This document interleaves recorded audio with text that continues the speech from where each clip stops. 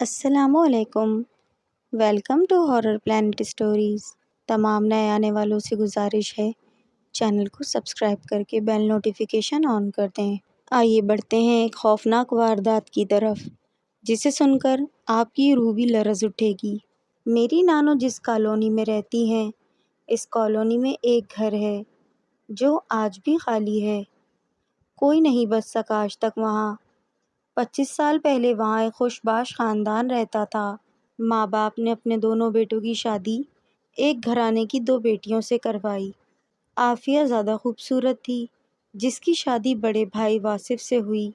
شازیہ شکل و صورت کی نارمل تھی، جس کی شادی ولید سے ہوئی۔ ولید کو پہلے دن ہی اپنی بیوی پسند نہ آئی، بلکہ بھابھی پر نظریں ٹک گئیں، اور اس طرح وہ ہنستا بستا گھر ویران ہو گیا۔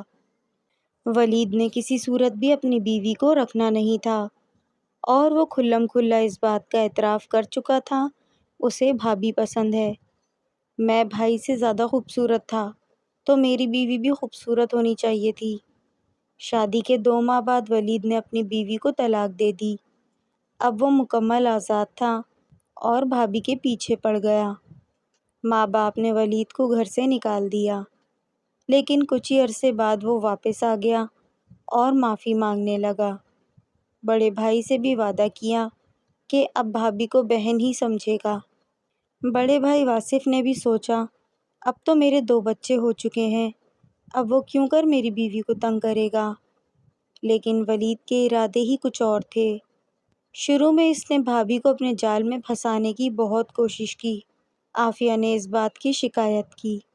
ماں باپ نے ولید کو گھر کی بیٹھک تک محدود کر دیا۔ جب وہ کسی طرح سے اس کی باتوں میں نہیں آئی، تو ولید نے اسے قتل کرنے کا منصوبہ بنا لیا۔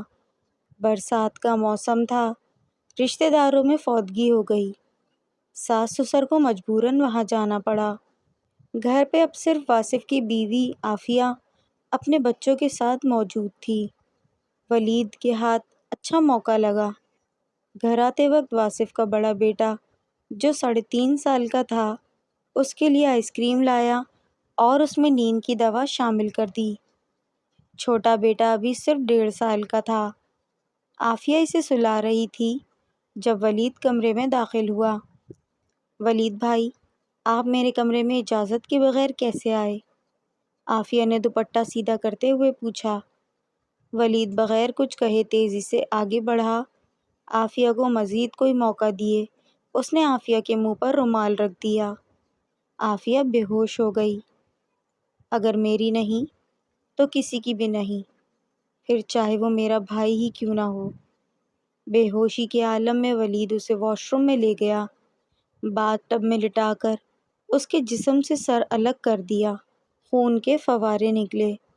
خون کی رفتار کم ہونے پر سر اور دھڑ کو الگ الگ بیگز میں ڈالا، اچھے سے پیک کیا کہ خون کا ایک قطرہ بھی پلاسٹک بیگ سے باہر نہ آئے۔ اس کے بعد سارا باتھ روم صاف کیا، اپنے خون آلود کپڑے اتار کر ایک شاپر میں رکھے اور نہا کر صاف ستھرے کپڑے پہنے۔ پھر گھر کی چھت پر گیا، جہاں پانی کی ٹنکی لگی ہوئی تھی۔ ساتھ پڑوس کی ایک عورت نے ولید کو دیکھا اور پوچھا، ولید بھائی، عافیہ کہاں ہے؟ آج نظر نہیں آ رہی۔ وہ بھائی کے ساتھ میکے گئی ہے۔ ولید کی زبان یہ کہتے ہوئے لڑکھڑا سی گئی، پر اس نے اپنے اعصاب پر قابو پا لیا۔ وہ عورت نیچے چلی گئی اور ولید نے آس پاس کا جائزہ لیا۔ کوئی اور نظر نہ آیا۔ پھر اس نے پانی والی ٹنکی میں سے بالٹی کے ذریعے آدھا پانی نکالا۔ نیچے سے وہ بیگز اٹھا لایا جس میں عافیہ تھی۔ ایک ایک کر کے دونوں پلاسٹک بیگز ٹینکی میں پھینک دیے۔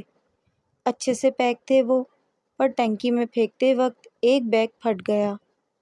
خون پانی کی طرح باہر نکلا اور ٹنکی میں جمع ہو گیا۔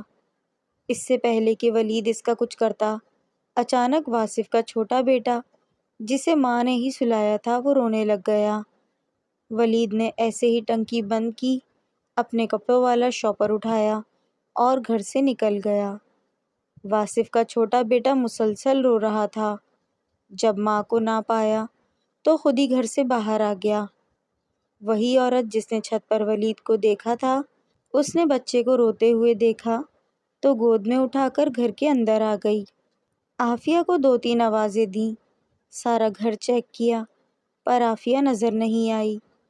واصف کا بڑا بیٹا جو اب تک بیڈ پر پڑا تھا، اسے اٹھانے کی کوشش کی پر وہ نہ اٹھا۔ وہ عورت چھوٹے بیٹے کو اپنے گھر لے آئی اور واصف کو فون کیا۔ تھوڑی دیر بعد واصف آ گیا۔ اس نے بھی سارا گھر دیکھ لیا۔ عافیہ کے میکے فون کیا پر سب نے لا علمی کا اظہار کیا۔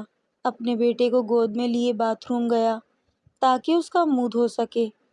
باتھ روم کا دروازہ کھلتے ہی ایک ناخوشگوار بو آئی۔ بو سے واصف کا دماغ گھوم گیا۔ آگے بڑھ کر اس نے نل کھولا۔ پہلے تو پانی آیا نہیں، لیکن پھر خون شدہ پانی آنے لگا جو واصف کے ہاتھ پر گرا۔ اس نے بامشکل خود کو سنبھالا اور باتھ روم سے باہر آ گیا۔ وہ اپنے بڑے بیٹے کی طرف متوجہ ہوا جو ابھی تک سو رہا تھا۔ آگے بڑھ کر اس نے اپنے بیٹے کو اٹھانے کی بہت کوشش کی پر وہ نہ اٹھا۔ واصف محسوس کر چکا تھا کہ کچھ بہت خوفناک کام ہوا ہے۔ اس کی سمجھ میں کچھ نہیں آ رہا تھا کہ اتنے میں وہی عورت آ گئی۔ واصف بھائی، پتہ چلا عافیہ کا؟ نہیں، واصف کی زبان لڑکھڑا رہی تھی۔ لیکن ولید نے تو کہا تھا آپ دونوں عافیہ کے میکے گئے ہو۔ ولید؟ واصف حیرانی سے اسے دیکھنے لگا۔ ہاں، وہ مجھے چھت پر پانی کی ٹنکی کے پاس نظر آیا تھا تو میں نے پوچھا عافیہ کہاں ہے؟ نظر نہیں آ رہی۔ پانی کی ٹنکی کا سن کر واصف نے چھوٹے بیٹے کو فرش پر بٹھایا، خود تیزی سے چھت پر گیا۔ پڑوسن بھی بچے کو گود میں اٹھا کر واصف کے پیچھے گئی۔ واصف نے جیسے ہی پانی کی ٹنکی کا ڈھکن اٹھایا، اندر کا منظر اسے بے ہوش کرنے کے لیے کافی تھا۔ وہ کچھ بول نہ سکا اور زمین پر گر گیا۔ واصف بھائی، کیا ہوا؟ عورت نے پوچھا، پر واصف کچھ نہیں بول پا رہا تھا۔ کوئی جواب نہ پا کر عورت خود آگے بڑھی اور ٹنکی میں جھانکا۔ پھر عورت کی چیخوں نے باقی محلے والوں کو متوجہ کیا۔ پولیس نے آ کر عافیہ کی باڈی کو باہر نکالا۔ واصف کچھ بولنے کہنے کے قابل نہیں تھا۔ ایک محلے والے نے بڑے بیٹے کو چیک کیا اور ہسپتال لے گئے۔ واصف کی ماں باپ بھی آ گئے۔ وہ کچھ بول نہیں پا رہا تھا۔ اس کے گھر آدھی دنیا جمع ہو گئی، یہاں تک کہ پولیس کی تعداد زیادہ کرنی پڑی۔ واصف کو شک ہی نہیں بلکہ پورا یقین تھا کہ یہ حرکت ولید کی ہے۔ عورت پولیس کو اپنا مکمل بیان دے چکی تھی۔ ولید کا کوئی اتا پتہ نہیں چل رہا تھا کہ کہاں گیا ہے۔ 6 مہینے تک پولیس ڈھونڈتی رہی پر کوئی سراغ نہ ملا۔ وقتی طور پر انہوں نے کیس بند کر دیا تاکہ ولید جہاں چھپا ہے باہر آ جائے۔ واصف یہ مکان آدھی قیمت پر فروخت کر کے کہیں اور شفٹ ہو گیا۔ 1 سال بعد گھر والوں کی مرضی سے اس کی شادی عافیہ کی چھوٹی بہن شازیہ سے کروا دی، جسے ولید نے طلاق دے دی تھی۔ ولید کی وجہ سے اس کی شادی بھی نہیں ہو پا رہی تھی۔ واصف اب تک سنبھل نہیں سکا تھا، ہر وقت ولید کی تلاش میں تھا۔ راہ چلتے ہر انسان کو غور سے دیکھتا۔ آخر کب تک چوہا بل میں چھپ سکتا ہے؟ بھوک مجبور کر دیتی ہے۔ آخر کار 2 سال بعد ولید نے اپنی شادی شدہ بہن کلثوم کو خط لکھا۔ اسے امید تھی کہ کلثوم پولیس کو یا واصف کو نہیں بتائے گی۔ ولید کو کچھ رقم کی ضرورت تھی، جس وجہ سے اس نے خود کلثوم سے رابطہ کیا تھا۔ فقیر کا بھیس بدل کر وہ کلثوم کے در پر آیا تھا۔ جب کلثوم خیرات دینے آئی تو ایک خط پکڑا کر تیزی سے چلا گیا۔ کلثوم ہکا بکا کھڑی دیکھتی رہی، پھر بے خیالی میں خط کھولا۔ خط میں لکھا تھا کہ پیاری بہن، میں تمہارا بھائی ولید ہوں۔ سوچا تو یہی تھا کہ بہت دور چلا جاؤں گا، پر یہ ممکن نہ ہو سکا۔ زمانے کی ٹھوکریں کھا کر میں تمہارے پاس آیا ہوں۔ تھک گیا ہوں چھپ چھپ کر۔ مجھے کچھ پیسے دے دو تاکہ دبئی چلا جاؤں۔ وہاں جا کر تمہیں ہر مہینے پیسے بھیجوں گا اور تمہارے بچوں کو وہاں بلوا لوں گا۔ میں کل یا پرسوں آؤں گا۔ امید ہے کہ تم مجھے مایوس نہیں کرو گی۔ تمہیں ہمارے بچپن کی قسم، جب ہم دونوں کالج سے واپسی پر آئس کریم کھانے جایا کرتے تھے۔ عافیہ کے ساتھ میں نے جو کیا وہ اسی کی حقدار تھی، تمہارا بھائی ولید۔ خط پڑھ کر کلثوم سوچ میں پڑ گئی۔ یہ تو ایک بھائی سے دھوکا تھا۔ اگر وہ ولید کی مدد کرتی۔ کلثوم کو سمجھ آ چکی تھی ولید اسے جذباتی طور پر کمزور کرنا چاہ رہا تھا۔ اسے اپنے کیے کا ذرا بھی پچھتاوا نہیں تھا۔ 2 دن بعد ولید پھر سے فقیر کے بھیس میں آیا۔ دروازہ کھٹکھٹایا۔